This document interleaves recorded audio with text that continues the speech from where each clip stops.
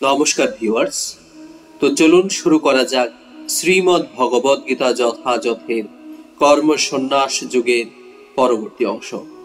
আজকে শ্লোক 20। ন প্ররিষ্যেত প্রিয়ং প্রাপ্য নোত্তিজত প্রাপ্য চাপ্রিয়ম স্থির বুদ্ধির সংমূঢ় ব্রহ্মবিদ ব্রহ্মনিস্থিত। যে ব্যক্তি প্রিয় বস্তুর প্রাপ্তিতে উৎফুল্ল হন না এবং অপ্রিয় বস্তুর প্রাপ্তিতেও বিচলিত হন না, যিনি স্থির বুদ্ধি সম্পন্ন, মোহশূন্য ও ভগবত তত্ত্ববেত্তা, তিনি ব্রহ্মেই অবস্থিত।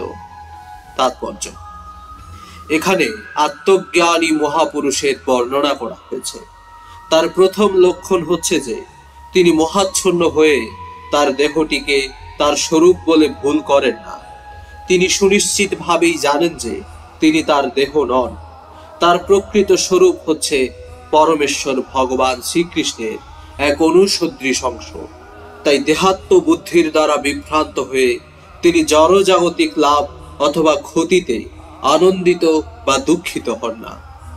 মনের এই দৃঢ়তাকে বলা হয় স্থির বুদ্ধি।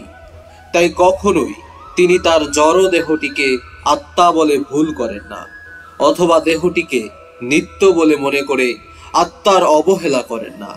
এই জ্ঞানের প্রভাবে তিনি পরম তত্ত্ব উপলব্ধির পর্যায়ে উন্নীত হতে পারেন, অর্থাৎ তিনি ব্রহ্ম, পরমাত্মা ও ভগবানকে জানতে পারেন। তিনি তার স্বরূপ সম্বন্ধে সম্পূর্ণরূপে অবগত হন। তাই তিনি ভগবানের সঙ্গে সর্বতোভাবে এক হয়ে যাবার ভ্রান্ত প্রচেষ্টা করেন না। এটিকেই বলা হয় ব্রহ্ম উপলব্ধি অথবা আত্মোপলব্ধি। এই ধরনের স্থিরমতি সম্পন্ন ভাবনার স্তরকেই বলা হয় কৃষ্ণ ভাবনা।